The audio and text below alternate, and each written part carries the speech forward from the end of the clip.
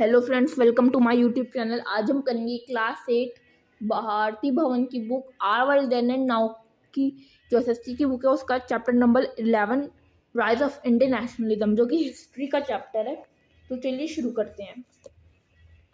तो यहाँ पे जो आप पहली 4 लाइन देख रहे हैं ना, और हाँ एक और चीज़ मैं आपको और बता दूँ, जो मेरे पास बुक है सेकंड हैंड है, तो आप देखोगे कि यहाँ पे पेन से भी कुछ लिखा हुआ है और ऑरेंज कलर और अलग अलग कलर के हाइलाइटर से मार्क्ड है। तो ऊपर जो आपको फोकस करना है वो सिर्फ ग्रीन कलर से जो हाईलाइटेड है, डार्क ग्रीन कलर से उन्हीं पे करना है। तो चलिए शुरू करते हैं। यहाँ पे जो फर्स्ट 4 लाइन्स है नेशनलिज्म से लेकर डोमिनेशन तक की, तो ये फर्स्ट 4 लाइन्स है नेशनलिज्म की डेफिनेशन कि नेशनलिज्म होता क्या है। तो मैं आपको बताता हूँ नेशनलिज्म होता क्या है। नेशनलिज्म एक्चुअली एक फीलिंग है। वो फीलिंग कब आती है? जब आप सभी एक ही कंट्री में पैदा हों और आप सभी के अंदर जब वो एकजुटता की फीलिंग होती है अपने नेशन के लिए, अपनी कंट्री के लिए, वही फीलिंग नेशनलिज्म है। तो अभी आगे शुरू करते हैं।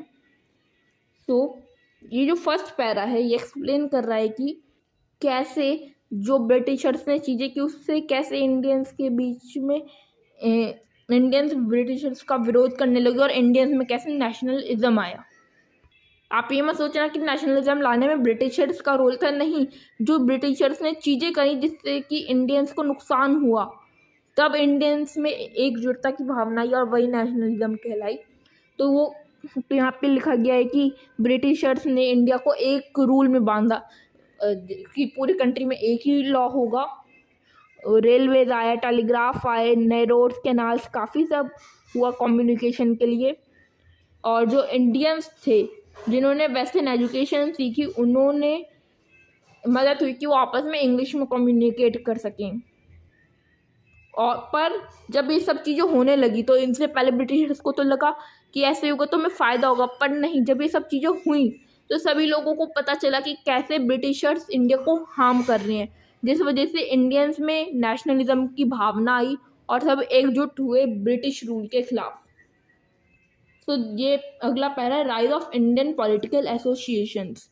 इसमें एक्चुअली एक्सप्लेन किया गया है कि जब ब्रिटिशर्स की जो पॉलिसीज़ हैं उनसे पूरे देश भर में रिवोल्ट हुए, पूरे देश भर में लड़ाइयाँ हुई, तब जो लोग थे, भले वो किसान थे, कुछ कुछ ट्राइबल्स थे, कुछ चीफ्स थे, सभी इन्हें एकजुट होकर कुछ एसोसिएशंस बनाए, कुछ ग्रुप्स बनाए।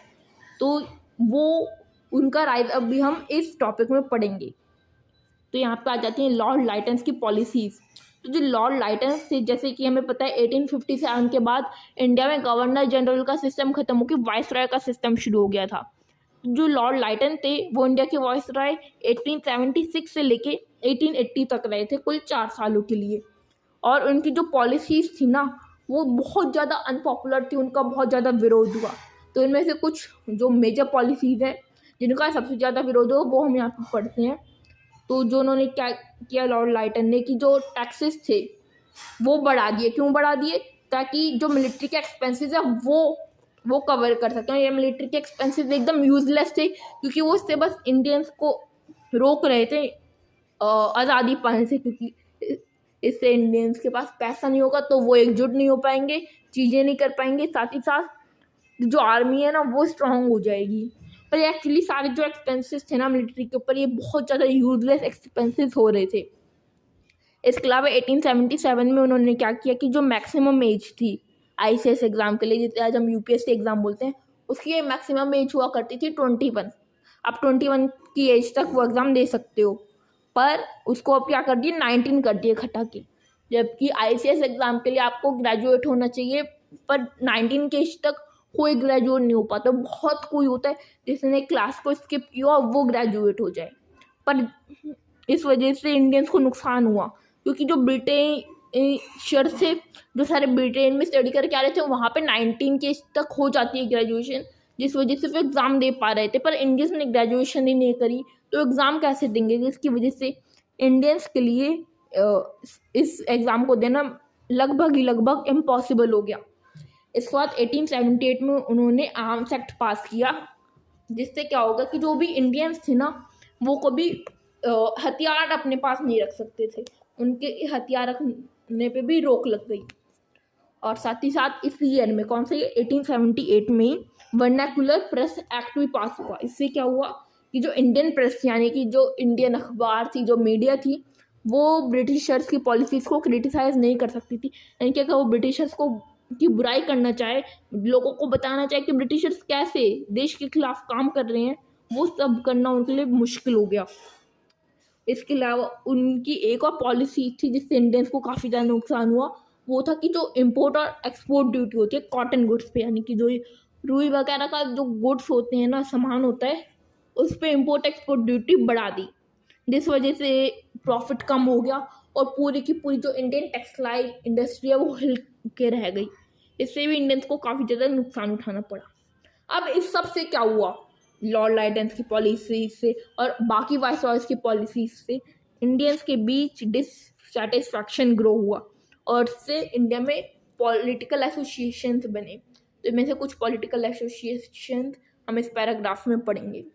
तो 1850 में क्या हुआ कि इंडियंस ने पॉलिटिकल एसोसिएशन बनाने फॉर्म किए और उनमें से 1860 के टाइम दादा भाई नारोजी, जिनकी यहाँ फोटो भी गिवन है नीचे, ये हैं दादा भाई नौरोजी। इनको grand old man of India भी कहा जाता था और यहाँ वो कहा भी जाता था। उन्होंने ईस्ट इंडिया एसोसिएशन स्टार्ट किया, इंग्लैंड में स्टार्ट किया था, क्योंकि वो इंडिया के होते हुए भी ब्रिटिश पार्लियामेंट में इलेक्ट हो गए थे, वहाँ पे वो सांसद थे। तो उन्होंने ईस्ट इंडिया एसोसिएशन इंग्लैंड में स्टार्ट किया। इससे वो करना क्या चाहते थे कि जो इंग्लैंड के पीपल हैं, जो ब्रिटिशर्स हैं इंग्लैंड में रहने वाले, उनका एक पब्लिक ओपिनियन बनाना चाहते थे जो कि इंडिया के फेवर में हो। इसके अलावा उन्होंने एक बुक भी लिखी जिसका नाम था poverty and un British rule in India. ये पूरा नाम एक ही बुक का है, जिसमें उन्होंने जो ब्रिटिशर्स की जो पॉलिसीज हैं जिससे वो इंडिया को इकोनॉमिकली एक्सप्लॉइट कर रहे थे और सिविल लाइबर्टीज थी जो इंडिया में, उनको भी सप्रेस कर रहे थे, उनको क्रिटिसाइज किया ब्रिटिशर्स की इन सब पॉलिसीज को। इसके अलावा एक और पॉलिटिकल एसोसिएशन बना जिसका नाम था पूना सार्वजनिक सभा। सार्वजनिक का मतलब क्या होता है, मतलब होता है कि पब्लिक बेनिफिट, यानी कि जनता की भलाई के लिए। तो जो पूना सार्वजनिक सभा थी, ये वाला एसोसिएशन 1870 में बनाया गया और किन लोगों ने मिलकर बनाया, ये बनाया एमजी रनादे, गोपाल कृष्ण गोखले, बाकी सब लोगों ने मिलकर बनाया। तो मेजरली दो नाम याद रखने, एमजी रनादे और गोपाल कृष्ण गोखले। इसके अलावा 1876 में सुरेंद्रनाथ बैनर्जी ने काफ़ी सारे और लोगों के साथ मिलकर इंडियन एसोसिएशन बनाया। कैलकाटा में इसको एस्टेब्लिश किया, यानी कि जिसका बेस था वो एक्चुअली कैलकाटा में था। अब जो अगला टॉपिक है वो है एल्बर्ट बिल कंट्रोवर्सी। तो अभी तक जो हमने पढ़ा है वो है कि लॉर्ड लाइडेंस की पॉलिसीज क्या थी और कौन कौन से एसोसिएशंस बने ब्रिटिशर्स के खिलाफ लड़ने के लिए। अगला टॉपिक आ जाता है एल्बर्ट बिल कंट्रोवर्सी। तो इसे शुरू करते हैं। जो वायसरॉय थे लॉर्ड रायपन थे, जो लॉर्ड लाइटन के बाद आए थे। नाम थोड़े सिमिलर से हैं, स्पेलिंग टोटली डिफरेंट है पर प्रोनाउंसिएशन में थोड़े सेम है। लॉर्ड लाइटन के बाद जो नए वायसरॉय बने वो थे लॉर्ड रायपन। उन्होंने एल्बर्ट बिल पेश किया। अभी जो एल्बर्ट बिल था ये उन्होंने इसलिए पेश किया ताकि जो ब्रिटिशर्स के खिलाफ डिससेटिस्फैक्शन ग्रो हो रहा था वो उसको कम कर सके। तो ये थोड़ा कहीं ना कहीं ब्रिटिश इंडियंस को फ़ायदा दे रहा था। तो इसमें क्या था कि जो इंडियन जजेस हैं वो यूरोपियंस के खिलाफ भी डिस्ट्रिक्ट लेवल कोर्ट्स में फैसले ले सकते हैं, उनकी जो पूरी कस्टडी है वो ले सकते हैं। तो एक्चुअली इससे पहले क्या होता था कि जो यूरोपियंस जज होते थे वो इंडियंस के ऊपर भी फैसला ले सकते थे, वो यूरोपियंस के ऊपर भी फैसला ले सकते थे। पर जो इंडियन जजेस होते थे उसमें क्या था कि सिर्फ इंडियन लोगों के ऊपर ही फैसला ले सकते हैं, वो यूरोपियंस के ऊपर कोई भी फैसला नहीं सुना सकते, ना उनकी जो केस है वो उनके हैंड में होगा, वो पूरा का पूरा यूरोपियन जजेस के हैंड में ही होगा। पर इससे क्या हुआ था कि जो एल्बर्ट बिल आया, एल्बर्ट बिल से इंडियन जजेस भी यूरोपियन जो लोग होते हैं उनके केस का चार्ज ले सकते हैं, उनके केसेस को सुन सकते हैं, उन पर फैसला भी सुना सकते हैं। अभी यूरोपियंस को इससे काफ़ी दिक्कत हुई और उन्होंने इस पर काफ़ी ज़्यादा अपोज किया, इस पर प्रदर्शन किए, धरने किए इसको अपोज करने के लिए। अब इससे यह भी साफ होगा कि जो यूरोपियंस थे वो रेशियली एरोगेंस थे। और इनके प्रोटेस्ट इतने ज़्यादा थे कि जो बिल था उसको हल्का करना पड़ा, यानी कि इल्बर्ट बिल को कैंसिल करके दोबारा उसका नया वर्जन आया। इससे क्या था कि जो यूरोपियन लोग थे उसमें इंडियन जजेस फैसला ले सकते हैं, पर वो अकेले फैसला नहीं लेंगे। अकेले फैसला नहीं लेंगे तो एक जूरी के में फैसला लेंगे।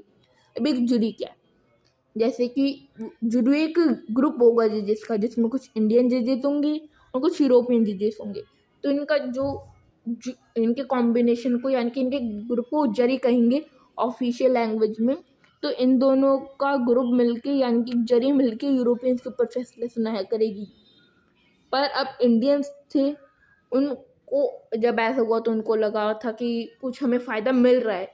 पर अब जब उसका मिल्डर वर्जन लाया गया है, यानी कि उसको हल्का करके लाया गया यूरोपियंस का प्रोटेस्ट के बाद, तब ये साफ हो गया कि जो ब्रिटिशर्स थे वो इंडियंस का बिल्कुल भी भला नहीं चाहते थे।